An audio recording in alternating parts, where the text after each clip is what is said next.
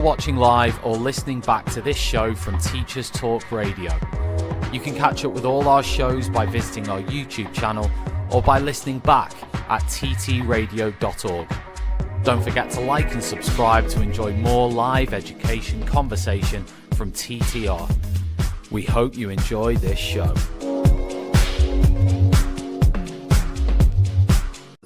Outstanding and world-class vision and world-class this. I'm a real leadership geek, honestly. I've spent my whole career reading books and chatting to people. I just find the whole thing and the announcement, the way it's been announced, bizarre. If you could move away from a model where teachers are so intensely focused.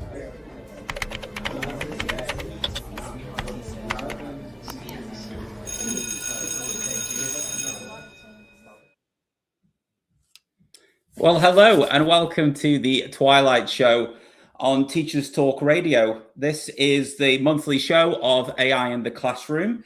This month we have a special focus. We're looking at AI in the global classroom. So I'm going to be joined by a very special guest in about 5 minutes' time. But first, as usual, I'm going to try to do a monthly wrap-up of, well, try because it's endless, the AI news. So one of the things that's been coming through over the last month, I would say, maybe starting just before Christmas as well, is people looking beyond chatbots. So looking at the way that we can use AI agents in terms of having AI tools which aren't just interacting with us. We ask a question, we get something back, where we're unleashing an AI to go off and do tasks in the background. So obviously, and I'll go through some recent news examples, but we're going from the upsides of that, where you can kind of go off and get on with your day, but then having some kind of worry or concern in the background about security, about what that is doing. And I'll talk a little bit about the security implications of these agents as well. One example, which has been pushed by a major platform, is kind of co-work. This one's a little bit safer, but I've seen some articles online where people have said that you can do something called prompt injection, where you can leave a command lying around, or someone can actually communicate with the agent and get it to go off task. So I think with these, it's all about thinking about the task and locking them down. But you might end at the point where you've locked them down so much they are not actually useful. So it's about getting that balance right, I think. And I think lots of people are experimenting and playing around. But again, there's lots of hype videos on Instagram and TikTok about these. So I would say not get swept up in that. If you're going to test them, get that on like a separate computer or not your main one, or lock down on accounts. So again, just be very, very careful if you're going to dip your toe or get swayed by TikTok to buy a Mac Mini or something and go off and install these agents and run your life in the background.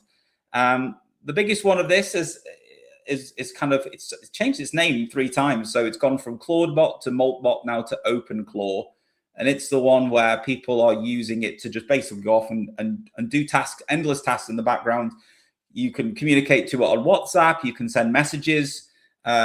You can, and I think I watched a video on one. Again, I never know if these things are fake or not, where it didn't know, it wanted to communicate with its kind of, I don't want to say owner, human, the human that was in charge of it. And it had figured out how to install some kind of communication app so it can then call them on their phone. Again, I don't know if this is true, but again, these tools are apparently quite autonomous and can make decisions by themselves. And I think they've even started their own social network where they're just chatting happily away. Again, there's some stuff about this being fake and people are actually sitting there typing away in the background as humans. But it's still quite interesting to see kind of this trend that people are now unleashing AI to just be autonomous. And it's quite, I'm finding it very interesting to watch, but also quite kind of cautious in terms of what people are doing with that. And again, that brings me to Bet. I was at Bet last 2 weeks ago, I think it was now. And I did a semi-live show for Teachers Talk Radio, which had a battle with the Wi-Fi, but we got there in the end. But one of the things I saw as I walked around and spoke to people was all about that safety side, the governance. I think the DFE had just launched their new product safety. It'd gone from expectations to standards 2 days before a huge educational show. So it was a little bit unfair on some of the vendors that had no way of being prepared for these new standards. But yes, there's a lot more focus on that oversight, the governance. And I think a lot of companies were pushing for offline AI. So a school could have its own AI system in the school that was just for them that they could communicate with. One of the things I was on the fence with is AI marking. I'll ask my guest about that and on how he feels about that. It's still one of those things where I can see upsides, but I can also see some downsides, especially where we know things like bias come involved. And if they see a kid's name, if it's a boy or a girl or from a different culture, is that going to skew how the AI marks and gives that feedback? So again, there's questions around all of these tools, but it's always good to have those questions and ask any vendors. And yeah, that before we join my guest, I think we've gone from like the point where we're asking AI now to write an essay for me or to give me an answer to a question to kind of like, can you go off and organize my paperwork? And I've got a problem. Can you go away and do that in the background? And before I bring on my guest, I'm just going to say that the show is brought to you in partnership with Hachette Learning. They are publishers of professional development books and resources to support schools. So I recommend you go to their website, www.hachetteLearning.com, and explore their titles. And if you are free on Saturday, the 14th of March, Teachers Talk Radio has their Connect. It's going on, and you can get more information about that on ttrradio.org Connect 2026. And that is in Manchester, and it is free. So without any further ado, I think I'm going to bring in someone, and someone commented this online already. He's probably got the best name in AI for his position. So without further ado, I'm going to welcome Richard Human. Hello, Richard. Thank you. So you are the head of AI for a global network of schools. So that sounds actually massive, but what does that look like tomorrow morning? So what does that look like on a typical Tuesday morning being the head of AI? Well, thanks for having me. Yeah, I sometimes think the reason why I got this job was because of my name. I know it I is was the best. It is the peak name. Said, "Oh, you're looking." So someone commented, "Are you the human in the loop?" Absolutely, and not only is it my name, but it's also the approach that I take with what I do. It's for me, it's all about the teachers and about the students. It's about the humans and helping them find how AI can work for them best. So it's not just a name. It's my approach as well. So you said you asked what does that look like on it? Like yeah. it sounds like an absolutely massive job. Yeah. So tomorrow morning, having any coffee, whatever your preferred breakfast is, or tea, and and then you're going to head off to work. What does that look like on a Tuesday morning? Well, I predominantly work from home, so I'm based here in Suffolk in Britain, and I work for Globe Educate, and we have 70 plus schools across 11 different countries. So as far west as Canada, as far east as India, and then we've got some in Morocco. Majority of them are in Europe, Spain, Italy, France, a few in England, a few in Britain, Netherlands, so on and so forth. So it's a big group, and we all the schools follow different curriculum. So we've got some IB schools, we've got some English curriculum schools, we've got some schools that are bilingual schools. Some of those French schools are part government, part private. So the landscape that I'm working within is very uneven. I must also say some of our schools are Google schools, some are Microsoft schools. So there's a very different look wherever I'm working and whoever I'm working with. I have to be hugely aware of the context that they're in, and that's one of the parts of the job that I really love. The fact that I have to think really hard about my approach fitting the different contexts, and that. As an ex-international teacher myself, so I taught overseas for about 12, 15 years in total. and I see myself as an international educator. I love working in this setting, but I'm learning new stuff all the time. So typically, I will be supporting AI champions. So each school we have has an AI champion in place. Nearly each school, not all of them. They are a teacher who has many responsibilities. So they're full-time class teachers, subject teachers. They'll have other leadership responsibilities.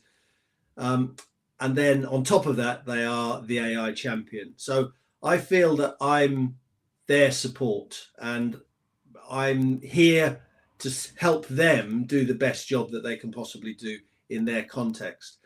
At the same time, I've got to steer a Globe Educate AI strategy through what I offer, and support them in delivering that strategy within their school. So I've just come back I was in Cyprus all last week working with our schools there, with the communities there. And when I'm in schools, I work with students, I work with teachers, senior leadership team, and parents, because I feel it's really important that we try and get everybody speaking the same language and have the same understanding. So when I leave, the conversation can continue, and the parents can sit around their evening meal tables with their sons and daughters and talk about it.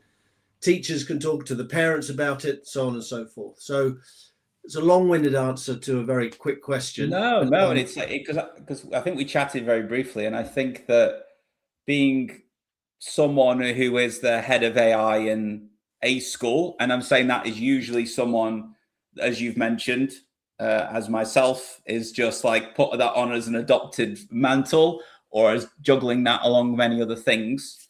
It's a challenge. So I can imagine trying to oversee all of those champions in different contexts with different external pressures. I can imagine. What are you meeting with each champion each week? How are you keeping that strategy forward momentum on your strategy? So we have a termly focus with AI to try and encourage and support teachers to begin to use AI in their professional practice. So, for example, June last year, I've adopted the train the trainer model. So June last year, I met with all the AI champions who could possibly meet, and I shared with them resources that I'd created. And this was from videos to workshops to PDFs to PowerPoints. Showed them what I'd got and what I'd created for them. And then the idea is that they were then going to deliver that training in September to their schools.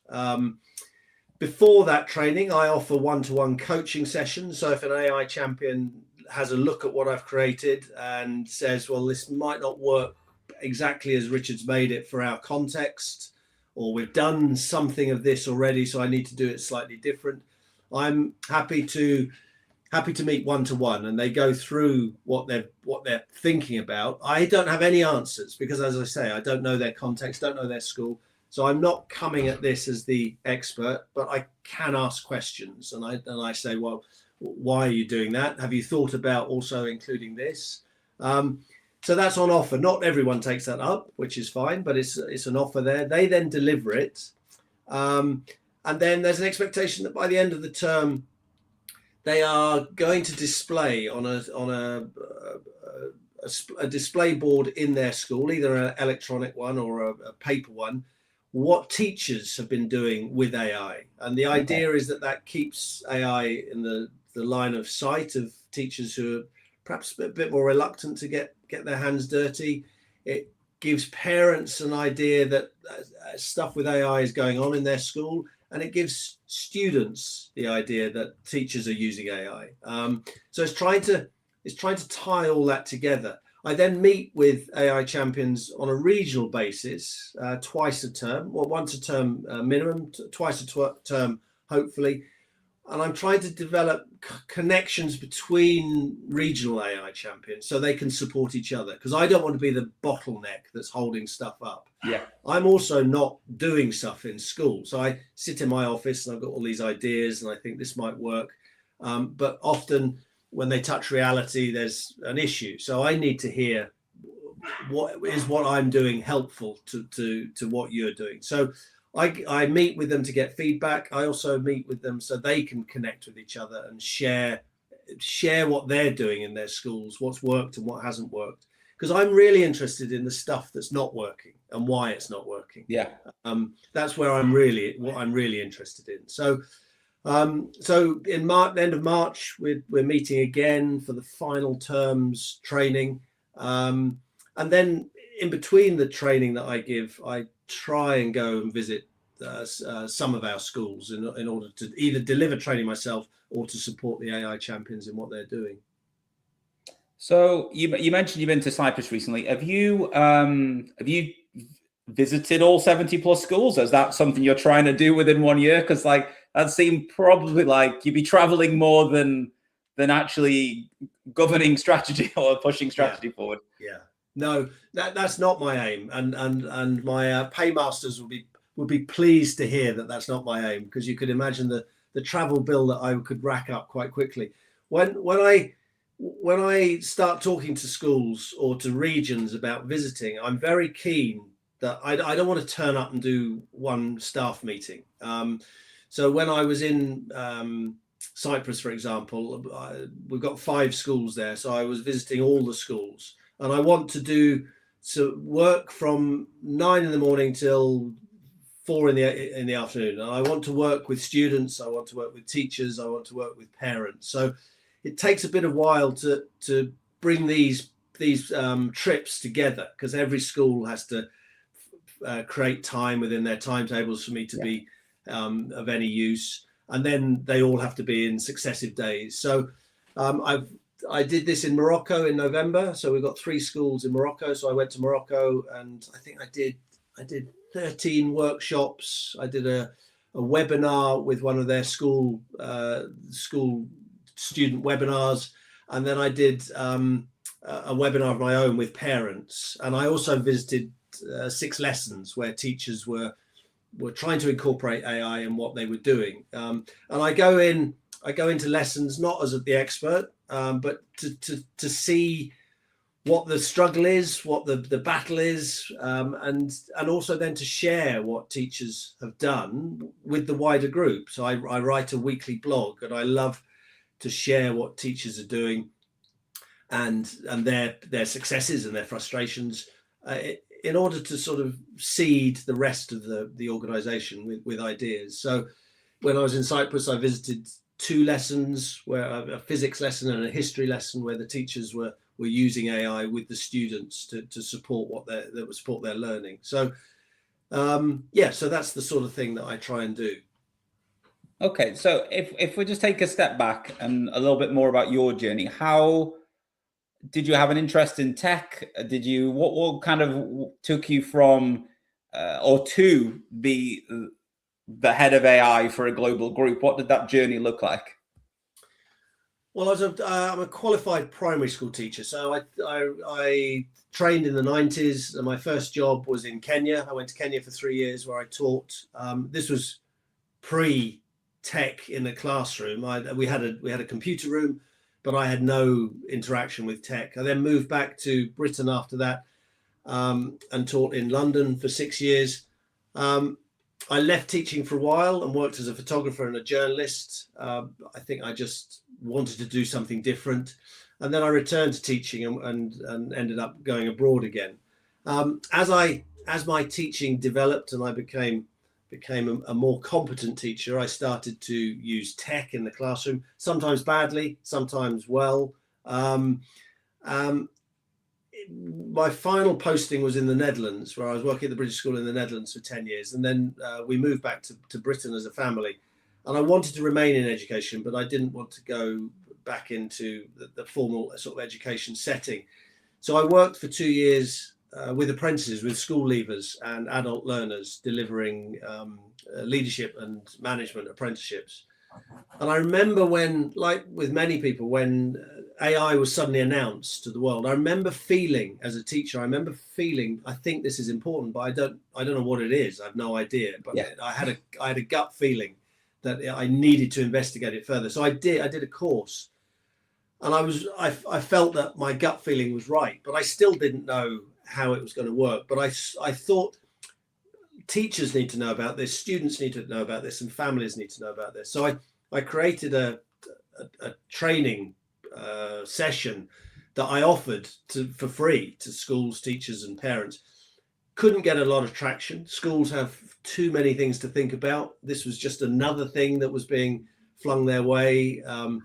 So even though I was offering it for nothing or for very little, there wasn't much buy-in. And then I saw this job advertised, and so I applied for it, more in hope than expectation, because I thought, well, my grasp of AI is not solid, but fortunately for me, Globe Educate were looking for a teacher. They wanted somebody who understood teaching, understood teachers, understood schools, and I think my work with adults and adult learners, school leavers, really helped. But also my primary experience, and I had some secondary experience as well. So I think it was just good timing, and all the experience that I'd gathered over a number of years was suddenly proving to be useful, or could be useful. And I think it has helped. It certainly helped me confidence-wise, knowing that I can work with adults. I mean, I remember when I was first a primary school teacher thinking I could never teach secondary. It's just too daunting. They're too big. They know too much. And they do. None of that's not true. But my own confidence grew, and I knew I could work, and I could communicate. And that's the really important thing. I could communicate with people of all ages. Well, I'll let you into a secret. I honestly, I feel the inverse about teaching primary. I've had to go there to explain some concepts, and I thought I've got that at the right level. And I've been talking about, I think it was Safer Internet Day once. I was explaining how the internet worked, and I was using these big words that I thought were like really straight, like super like simplified. And then like the head of EYFS pushed me out of the way and was like, it's like the monkey and the giraffe. And I was like, no, I have pitched this way too high. Just to make you feel better, Matthew, just to make you feel better, when I first went to secondary, I was using the hands on top, that means stop trick to get them quiet. But you and I love that. So I want to pick up on something you said, because it's something that's coming up a lot more for me, and it came up in a lot of conversations at BET recently, was about the ownership of AI in the curriculum, not just sitting with people like me who are computer science teachers, though it should sit across the curriculum. But my not doubt or worry is like, you've got to upskill. Like if you're a computer science teacher, will know a little bit because the training covers it. But really it's not that in the curriculum. It will be in a couple of years' time. So they might be a bit rusty on it, but then you've suddenly got to get your history teacher, your geography teacher, they're supposed to talk about AI. So how are you tackling kind of that upskilling and giving them confidence that if a kid comes and goes like, what's a token, sir? Or like, you know what I mean? Where's that coming from? How are you tackling that? Well, in two ways. So this year the focus is about upskilling teachers and helping teachers develop the confidence that they need to use AI. For the background stuff, for the planning and the resource creation and perhaps the report writing, and the work that I do in schools is supporting that. Alongside that, I've started to create our own AI curriculum, which, as you can imagine, I'm the only person in this team that can focus just on it. So it's a slowish progress, but last year I created 6 lessons, and the idea was that the lessons could be delivered by any teacher or any adult in a school who was confident in facilitating a discussion. So that there's a P for C starter, for example, and then the core of the lesson is a video that I've made. And at the end of the lesson, there's another discussion that a teacher can facilitate. So in theory, anyone can deliver it. And it can also be broken down. So the lesson is a 40-minute lesson with the 2 discussions and the 15-minute video that I've made in the middle.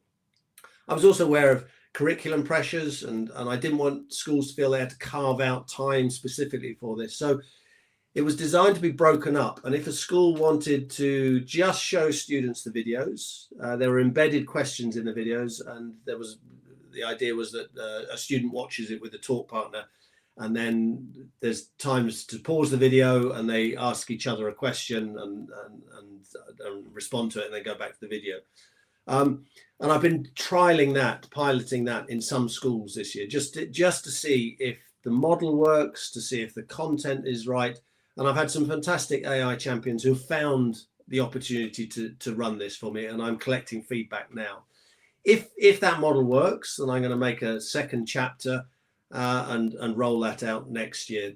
My feeling is that I need to make some adjustments to it for it to work.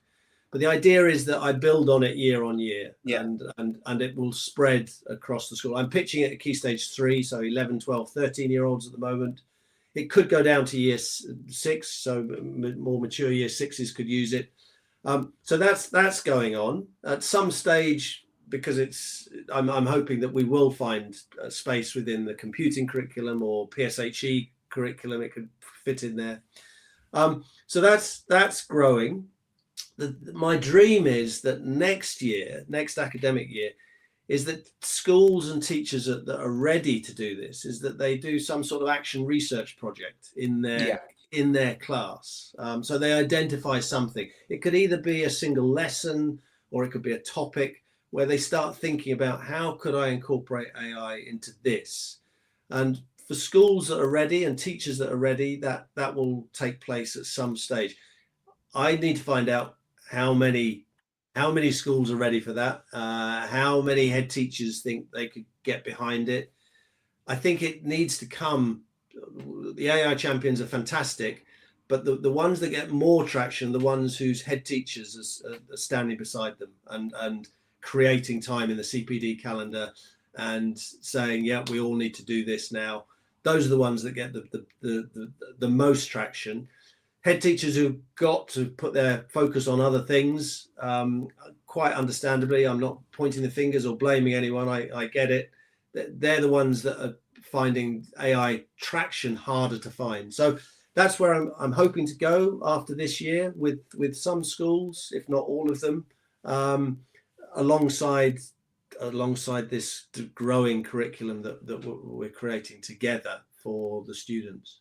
Well, I think that's the hard part, isn't it? Like, I've just come from my SLT meeting today, and AI was one bullet point out of many, because there's lots of things going on at the school. Yeah. We've all got GCSEs and A levels coming up. We've got study leave, trips. We've got most of our conversation about a trip to London next week. There's plenty of things, PSHE, inspections. There's all stuff going on in the school.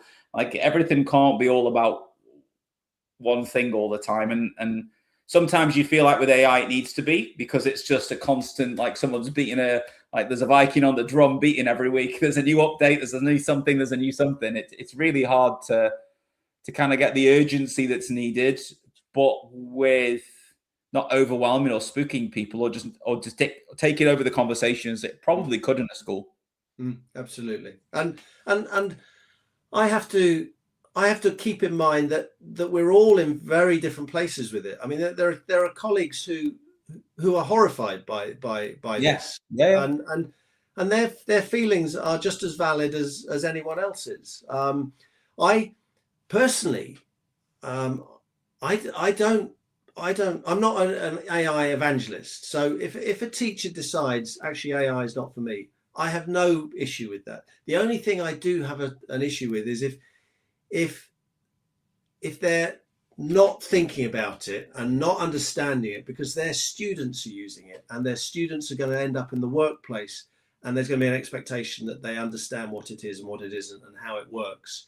And so for me, if a teacher says, look, I'm not going to incorporate this in my practice, they do need to know how it works, because they're going to be receiving work from students that has been created by it, and their students are going to be using it. In my experience, most of the students that I've worked with are using it as I would have used it at their age, in a completely unsafe way, in a way that they don't understand. And so when I, for example, I deliver workshops. So I work with year 4, 5, and 6 with the workshops I do. And I have to tread a very fine line, because in Europe, under 13s are not allowed to use AI. Now, we can all have views of that, but that is what it is. So I do this workshop, and I talk about the time when they are going to use it. They need to know these things. And I'm not here to judge whether they're using it now or not.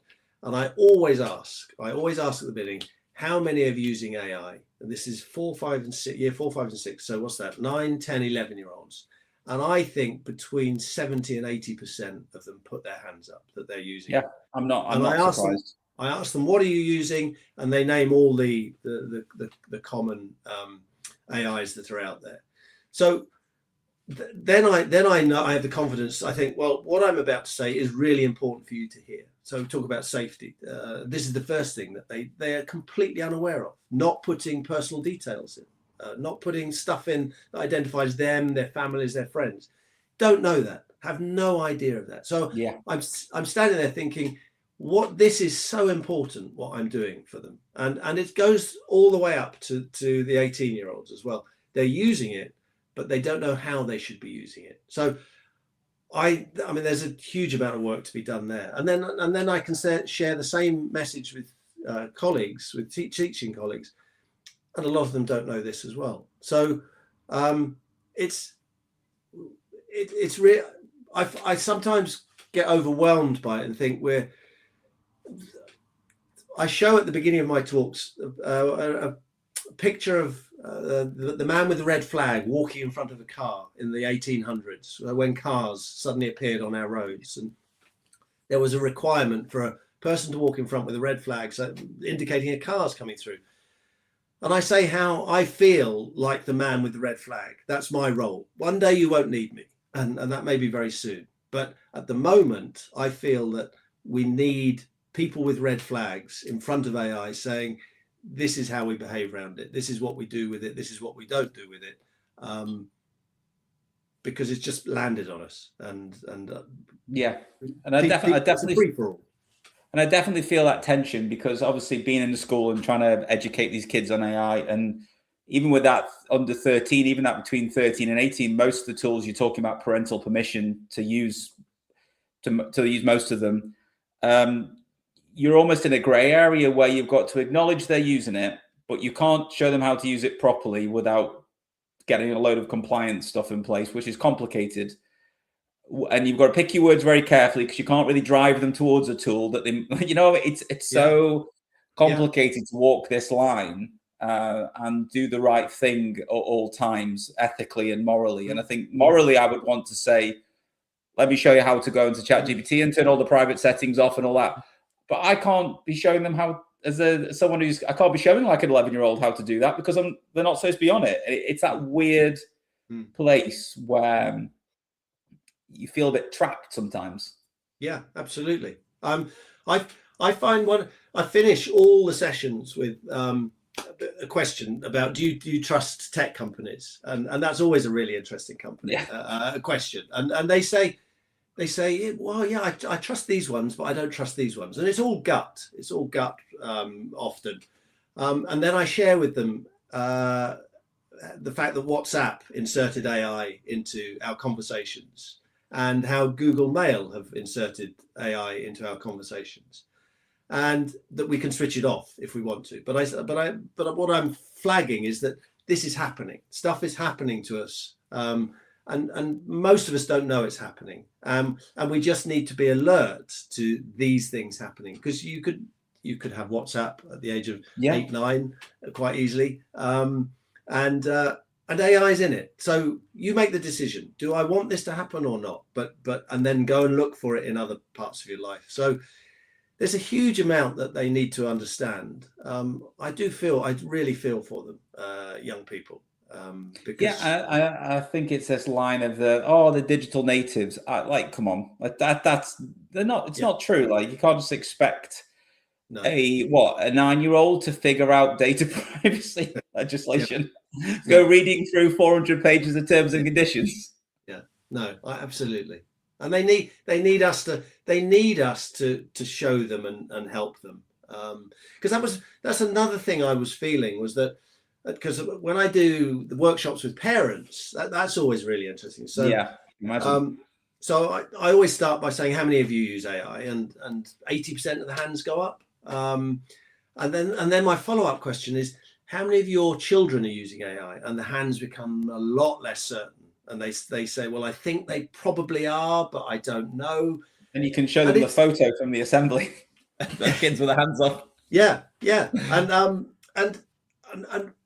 what I want to create is an opportunity for parents and their children to sit down together and begin to talk about stuff to do with AI, and the parents don't feel that they are ignorant of it, and their children feel, well, I can talk to my parents about this now because they understand some of the terminology. And I think once those conversations can start happening over tea, then I think we can begin to get to a better place with it. But at the moment, there are 3 silos. There are teachers in their silo, students in their silo, and parents in their silo.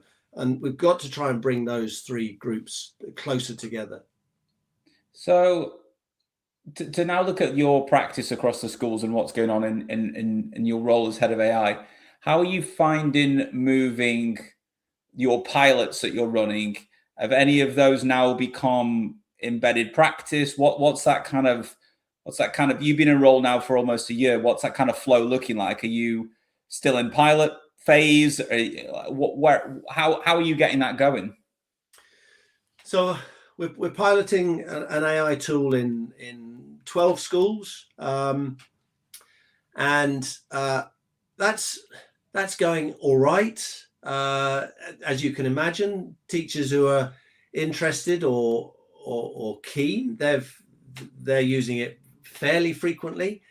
Ones who have too much other stuff to think about or are unsure where they sit with AI at the moment are not using the tool as much as I would like. But I again have to rein my expectations in. So what will happen? I mean, we're on a rolling year contract. If I feel, because I'm going to be asked, what's the return on investment on us using this tool? The data is going to be the thing that decides whether a school continues with a particular tool. We gave everyone in these 12 schools access to the tool. I mean, that might not be the way forward. Next year, we may have to think about, okay, so teachers that are using it and want to carry on using it, we need to continue to support and perhaps try a different school. Different schools have had different levels of uptake in it. And again, I think that comes down to the head and the AI champion and how much is being talked about it and how much is being encouraged within staff meetings. I mean, that's another big challenge for AI champions. Is at the beginning of the year, they perhaps get a nice chunk of time to deliver training. Yeah. This term, that amount of time is reduced, and they're looking at having very little time next term. So I'm having to adjust what I create for them. So for the final term, for example, I've just created 3 4-minute videos, and the idea is the AI champions just disseminate those videos amongst colleagues, because they're not going to get time in front of their colleagues in April time. So it's continually having to looking at the data, looking at the time that's available, looking at the time of year,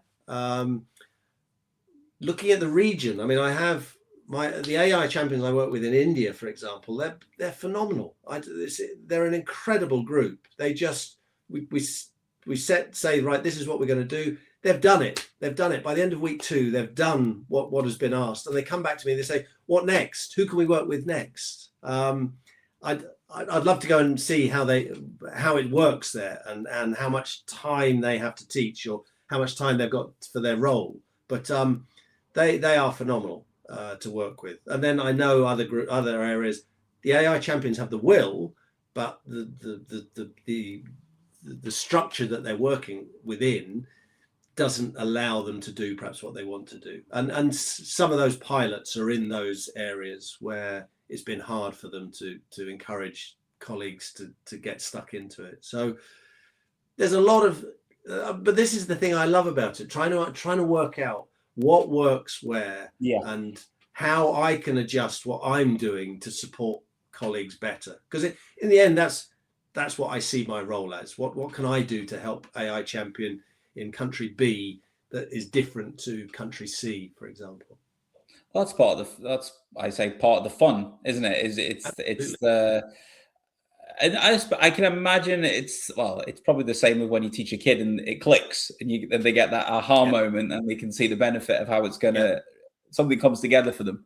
Yeah, absolutely. Well, I was going to ask, from all your training that you've done and across all the schools, what kind of workflows or kind of usage is really standing out as something that's really sticking with teachers or resonating as something that actually is supporting them in their practice?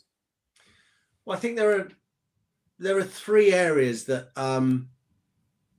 have really struck a chord with, I think, with new teachers to AI, and it's differentiation, it's resource creation, and it's report writing. And I think those are three areas where teachers who've perhaps been a bit skeptical or a bit nervous to get involved have suddenly seen how actually I can see how this could work really well for me. So I think those are three areas. And I think that's the key, is to find what appeals to teachers, or they say, I very rarely consciously talk about time saving, because I believe, to begin with, that's not true. It's not a time saving, because you unless you've got a tool like the one we're using in some of our schools, that you just press a button and ask it. It is, you do need to invest time in how to do it properly. So for me to go around saying, oh, this will save you lots of time, that would be complete nonsense, because that would put people off. They'll say, well, he said it would save time, and I'm already half an hour into this and I've got nothing for it.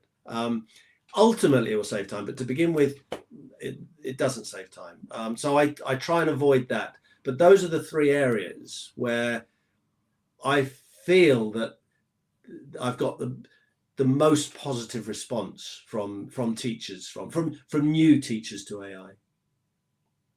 Okay, because I think from walking around a huge conference hall, I think that was the most slapped around phrase was, "We'll save you X amount of hours per week," and it was somewhere between 4 and 15 for each tool, and I think that's just speaking to kind of the nature of the job as a teacher.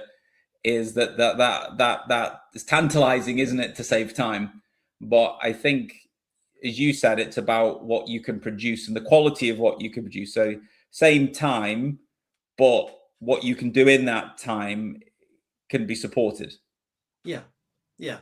And I think ultimately it will save time. It will, but you've got some work to do before you get there. Or you can be just mad like me, and I free up the 10 hours a week, and then I fill it with more work. I'm a sucker for punishment. What I'd ask is, we've chatbots are everywhere. There's wrapper apps for staff, but there's new tools. Have you seen any success with things like video generation, audio generation, like the vibe coding kind of thing? Is any of that sticking or on the radar for your teachers? So I've got some AI champions and colleagues who have been using AI for a while, and they're streets ahead of me and streets ahead of most of our colleagues. I've got a colleague who works in Nice, in the international school in Nice, and he very, very excitedly sent me a video he'd made with his phone of ChatGPT 5 acting. He's a maths teacher, acting as a maths tutor on a tablet, and he sent me this video that he'd made, and it was phenomenal. What he could do with that. So I get stuff like that people. Heavy users of AI, I think colleagues, heavy users of AI would be sending me. I'm constantly looking for AI tools that I can share back out towards the group. And there was one recently, there was an amazing tool, was it Descript, I think, that I shared with people for making videos really easily. I don't know how much time people have got to explore these, but I make short videos and say, look, these might be worth exploring further.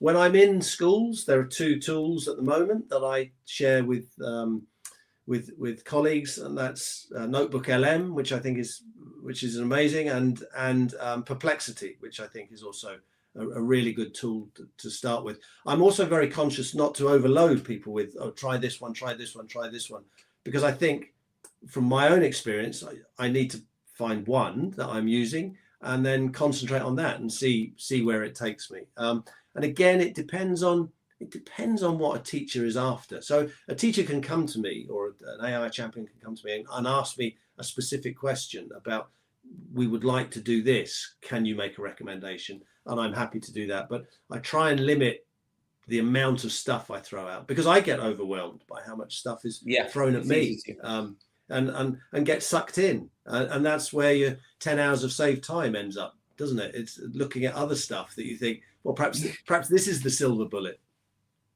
So have your schools gone down the line with potentially putting any tools in front of students? Is there any kind of, you mentioned an example there of a tutor. Have you got any kind of wrapped up chat bots that are safe for students to use that kind of they're interacting with? Or is it mainly at the moment teachers producing resources and, as you said, differentiating and doing that kind of, I'm hesitant at the word personalization. I'm trying to pivot to bespoke, because I think personalization has been kind of done to death. Because like there was a big joke recently, personalization at scale is not personalization, but making bespoke resources, let's say.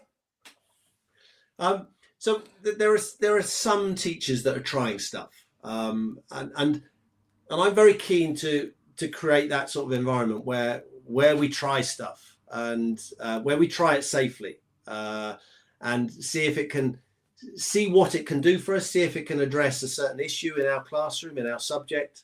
But the main focus at the moment is helping as many teachers as possible understand what it is and how it could possibly help them. So short answer to your question is no, nothing yet.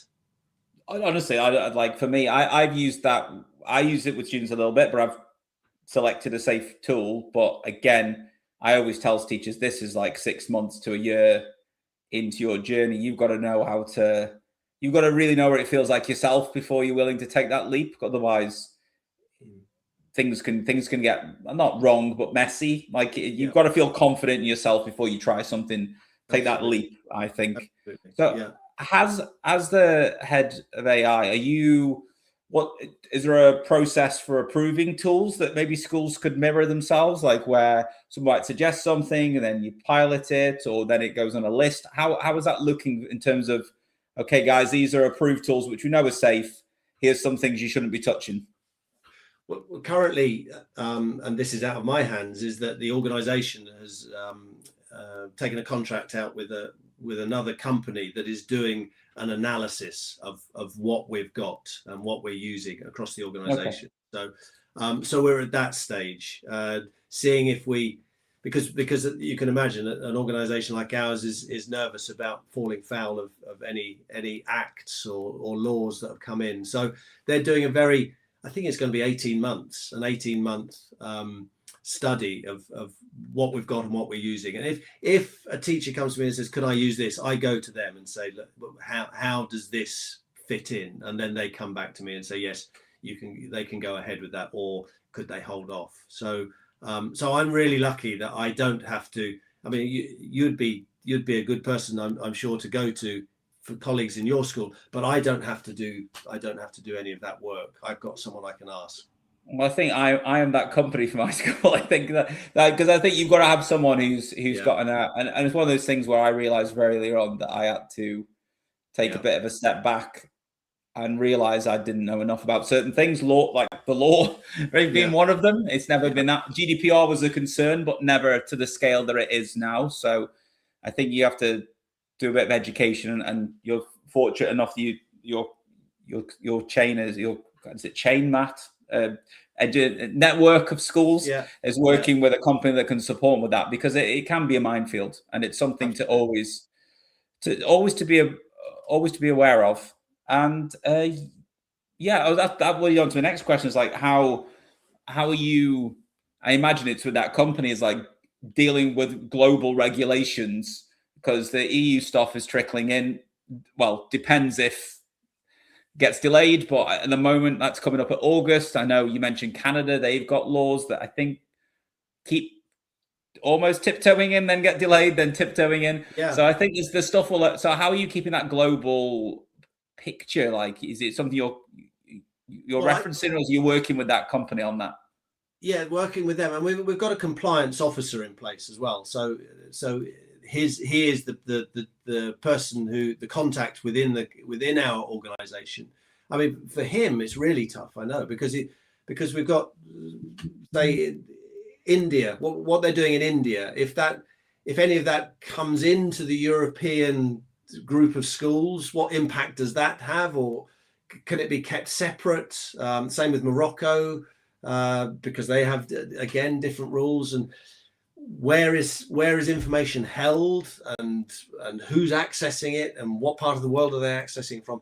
I'm so glad that I've got nothing to do with that, because first of all, I'd be really bad at it, managing that and getting my head around that. So that's not in my skill set. And I've got a colleague who's very good at it. So, and luckily he answers my emails really quickly as well. It is, yeah, because I know I've had a few conversations with people who have maybe got DPOs who are new to the post.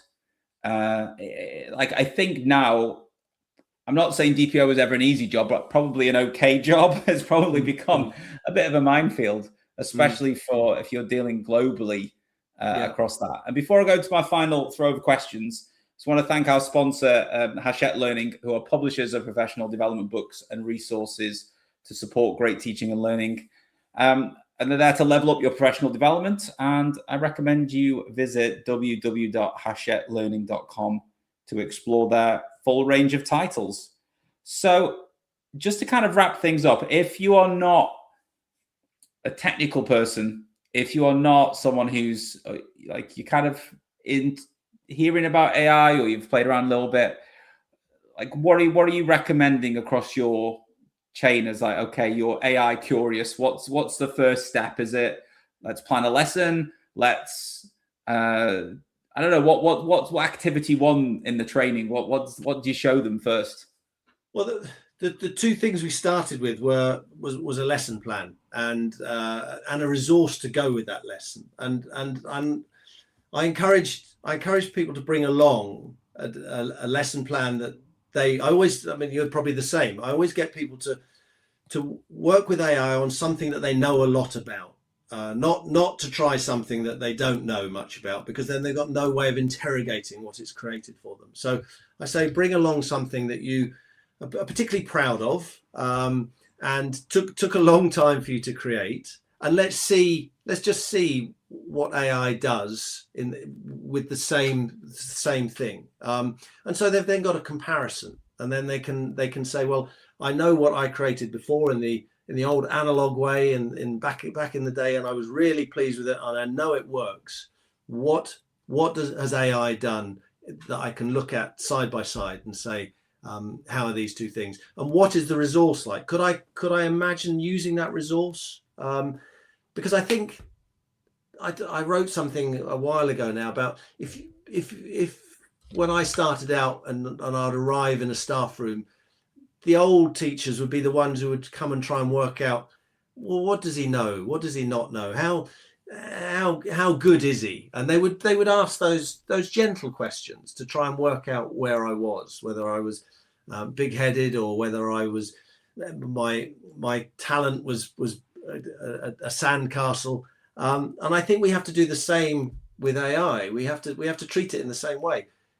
How good are you? Are you as good as everyone's saying? And ask those questions. And I think also the other thing I try and encourage people to do is to have a buddy, an AI buddy. Go and find somebody who is perhaps at the same stage as you, that you can explore it together, or somebody who's done it for a little bit longer, and you can say, well, can you show me what to do? But a couple of the AI champions who are struggling for time, I've been talking to them about perhaps having a drop-in clinic for 15 minutes once a week. Yeah. Where colleagues can come along and say, I want to do this, can you show me how to do it? And they actually show them how to address a particular issue that they would like to be addressed by AI, or see how AI does it. And I think, coming back to my name and my approach, it's all about keeping those human connections and working with others to find out what AI is good at and what it's not very good at, and why it's not good at some stuff, and why it's really good at other stuff. And then going away and sharing that with others, whether it be on a physical display or with a colleague further down the corridor who's also not sure where they are with it. I've got just one last question before we're out of time, is that AI policy piece. Are you doing that per school, per region, or do you have a general policy for across the chain? So we have a Globe Educate AI policy, and then that goes to all schools. It's on the Globe Educate website, and schools work from that. And then I've also created some user agreements, a number of different documents that schools can then adjust and adapt if they want one for their context. So I've got a student user agreement or a student user guidelines. Some schools want students to sign a contract to say this is how they'll use AI and this is how they won't use AI. Other schools want to give students perhaps some guidelines rather than a contract. So that's an editable Word document that different schools can adjust to fit them. And then some schools have come up with their own, which is absolutely fine. But the umbrella organization we have created an AI policy that I was actually just looking at before I met with you to see where always the good holes fun, isn't are it, in to look at your Yeah. policy and see how many edits you need to make this week. Yeah, because it's as you touched upon earlier, things are out of date so quickly with it, and things are changing so quickly that the policy needs to be checked regularly. Yeah, because that's one of the things I was chatting to someone earlier on. How many AI policies say that your staff member can't release an agent on the OneDrive? Yeah. Probably none, I think, is the answer. No. I got to go and check mine. Yeah, and then check that everyone understands what an agent is. Yeah. But it's great. I love it. I do love it. I feel like the AI champions and Globe Educate is like my classroom, and I have to find ways of helping everyone find their way with it. Yeah, that is a fantastic note to end on, because we're almost out of time. I just want to say thank you very much for your time, because I think people can reflect a lot into this, because I think you've taken an experience that would be happening in just one school and you've blown that up globally. And I think I think even within a school, you'll have different pockets or departments that feel different ways about AI. And one of the key things there is you kept returning to, which is that buy-in. You can have someone who's super keen and knows their stuff, but unless they're being supported, like that's not gonna fly. And I think that's one of the most important things that you can have. And I love the piece of you getting the parents involved as well as the students, because you've got to empower parents who are going to need some help on this as well. Absolutely. So I just want to say a huge thank you. And if anyone wants to get in touch with you, I imagine potentially LinkedIn, they could chat to you about your journey and if they need. Sure. I've got any questions about how to be the human in the loop. I'm very happy to talk to anyone about it, because I think we all need to help each other with this, and I don't feel that I'm keeping stuff to myself and to the organisation. So I'm happy for anyone to get in touch. Okay, and on that note, thank you very much, Richard, and I'll see everyone else for the Twilight Show next month. Outstanding and world-class vision, world-class this. I'm a real leadership geek, honestly. I've spent my whole career reading books and chatting to people. I just find the whole thing and the announcement, the way it's been announced,